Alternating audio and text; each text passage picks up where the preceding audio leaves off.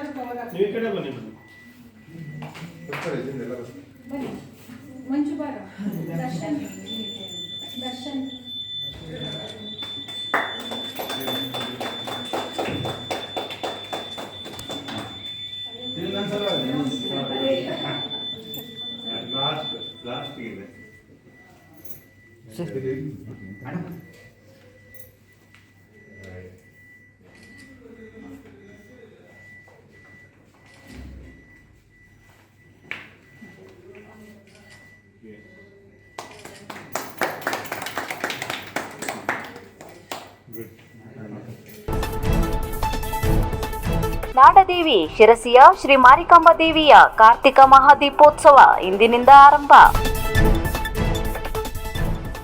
ನಾಡದೇವಿ ಶಿರಸಿಯ ಶ್ರೀ ಮಾರಿಕಾಂಬಾ ದೇವಿಯ ಕಾರ್ತಿಕ ಮಹಾದೀಪೋತ್ಸವ ಇಂದಿನಿಂದ ಆರಂಭಗೊಂಡು ಶುಕ್ರವಾರದವರೆಗೆ ನಡೆಯಲಿದೆ. ಇಂದು ಸಂಜೆ ಶ್ರೀದೇವಿಯ ಸನ್ನಿಧಿಯಲ್ಲಿ ಹಳ್ಳಿ ಕಾರ್ತಿಕ ನಡೆಯುವುದರಿಂದ ರೈತರು ತಮ್ಮ ಹೊಲಗದ್ದೆಗಳಲ್ಲಿ ಬೆಳೆದ ಅಡಿಕೆ, ಕಬ್ಬು, ಹೂವು, ಬಾಳೆಗೊನೆಗಳಿಂದ ಮಂಟಪ ಕಟ್ಟಿದರು. ಇದು ನಾಡದೇವಿಗೆ ಪ್ರತಿ ವರ್ಷ ನಡೆಯುವ ಪ್ರಮುಖ ಸಂಪ್ರದಾಯಗಳಲ್ಲೊಂದು. ರಾತ್ರಿ ಸುಮಾರು 9:30ಕ್ಕೆ ದೇವಸ್ಥಾನದಿಂದ ಪಲ್ಲಕ್ಕಿ ಮೆರವಣಿಗೆ ನಡೆಸಿ ಮರ್ಕಿದುರ್ಗಿ ದೇವಸ್ಥಾನಕ್ಕೆ ಕೊಂಡೊಯ್ದು ಅಲ್ಲಿ ಪೂಜೆ ಸಲ್ಲಿಸಿದ ಬಳಿಕ ಜಾತ್ರಾ ಗದ್ದುಗೆಗೆ ಪಲ್ಲಕ್ಕಿಯನ್ನು ಕೊಂಡೊಯ್ಯಲಾಗುವುದು. ಅಲ್ಲಿ ಉತ್ಸವ ಮೂರ್ತಿಗೆ ಪೂಜೆ ಸಲ್ಲಿಸಿದ ಬಳಿಕ ಬಿಡ್ಕಿ ಬೈಲ್ನಲ್ಲಿ ಸಾಂಪ್ರದಾಯಿಕ ಸಿಡಿಮದ್ದು ಸುಡುವ ಕಾರ್ಯಕ್ರಮಕ್ಕೆ ಚಾಲನೆ ನೀಡಲಾಗುವುದು.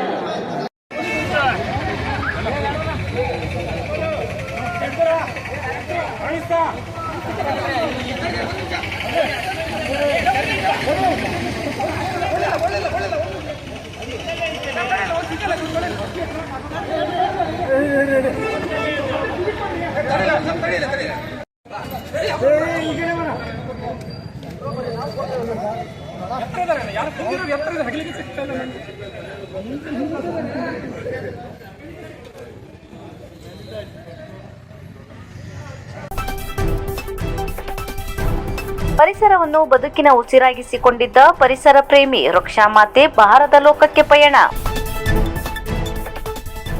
ಉತ್ತರ ಕನ್ನಡ ಜಿಲ್ಲೆಯ ಅಂಕೋಲಾ ತಾಲೂಕಿನ ಹೊನ್ನವಳ್ಳಿಯ ನಿವಾಸಿಯಾದ ಪದ್ಮಶ್ರೀ ಪ್ರಶಸ್ತಿ ಪುರಸ್ಕೃತೆ ತುಳಸಿ ಗೌಡ ಅವರು ದಿನಾಂಕ 16/12/2024 ಮೃತಪಟ್ಟಿದ್ದು, ಇವರ ಅಂತ್ಯಕ್ರಿಯೆಯನ್ನು ಜಿಲ್ಲಾಧಿಕಾರಿ ಲಕ್ಷ್ಮೀಪ್ರಿಯ ಇವರ ಉಪಸ್ಥಿತಿಯಲ್ಲಿಂದು ಸಕಲ ಸರ್ಕಾರಿ ಗೌರವಗಳೊಂದಿಗೆ ನೆರವೇರಿಸಲಾಯಿತು.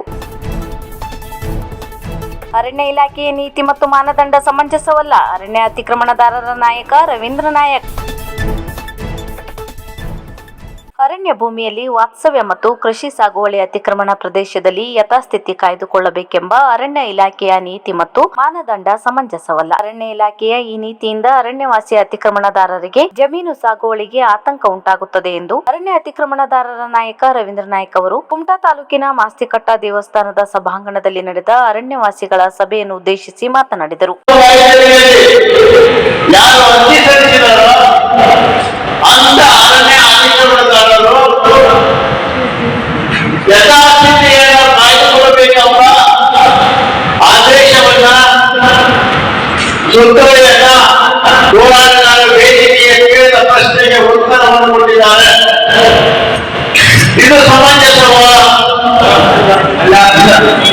ಜೊತೆ ಮಾತಾಡ್ರಿ. ಅರಣ್ಯ ಕಾಯ್ದೆಯಲ್ಲಿ ಅರ್ಜಿ ಸಲ್ಲಿಸಿದವರು ಎಲ್ಲಾ ಸ್ಥಿತಿಯನ್ನ ಕಾಯ್ಕೊಳ್ಬೇಕು ಹೇಳುವುದು ಇದು ಸಮಂಜಸವ ಅಲ್ಲ. ಈ ರೀತಿ ಮಾಡುವುದರಿಂದ, ಈ ರೀತಿ ಅರಣ್ಯಗಳು ವರ್ತಿಸುವುದರಿಂದ ನಮ್ಮ ನೈಜ ಜೀವನಕ್ಕೆ ಕೃಷಿಕರಿಗೆ ಇದು ಸಮಸ್ಯೆ ಉಂಟಾಗ್ತದೆ. ಸಮಸ್ಯೆ ಉಂಟಾಗ್ತದಲ್ವಾ? ಹಾಗಾಗಿ ಈ ಗೊಂದಲದ ನಿವಾರಣೆಗೆ ಅರಣ್ಯವಾಸಿಗಳು ಮತ್ತು ಅರಣ್ಯ ಸಿಬ್ಬಂದಿಗಳಿರುವಂತ ಈ ಎಲ್ಲ ಗೊಂದಲ ನಿವಾರಿಸಲಿಕ್ಕೆ 21ನೇ ತಾರೀಕಿಗೆ ಹೊನ್ನಾವರದ ವಲಯ ಕಚೇರಿಯಲ್ಲಿ ಅರಣ್ಯವಾಸಿಗಳು ಮತ್ತು ಅರಣ್ಯ ಅಧಿಕಾರಿಗಳ ಜೊತೆ ಸೌಹಾರ್ದವಾಗಿ ಸಮಸ್ಯೆ ಬಗೆಹರಿಸುವಂತ ಹಿನ್ನೆಲೆಯಲ್ಲಿ ಒಂದು ಸಭೆಯನ್ನ ಹೋರಾಟಗಾರರ ವೇದಿಕೆಯು ತಿಳಿಸಲಿಕ್ಕೆ ನಿರ್ಧಾರ ಮಾಡಿದೆ.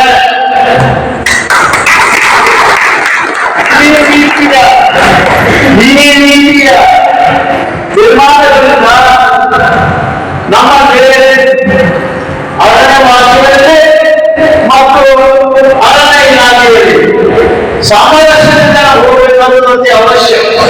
ನಾವು 43 ವರ್ಷ ಹೋರಾಟದಲ್ಲಿ ಯಾವುದೇ ಸಂಘರ್ಷವನ್ನು ಮಾಡಿಲ್ಲ, ಕಾನೂನು ಬಾಹಿರ ಕೃತ್ಯವನ್ನು ಮಾಡಿಲ್ಲ.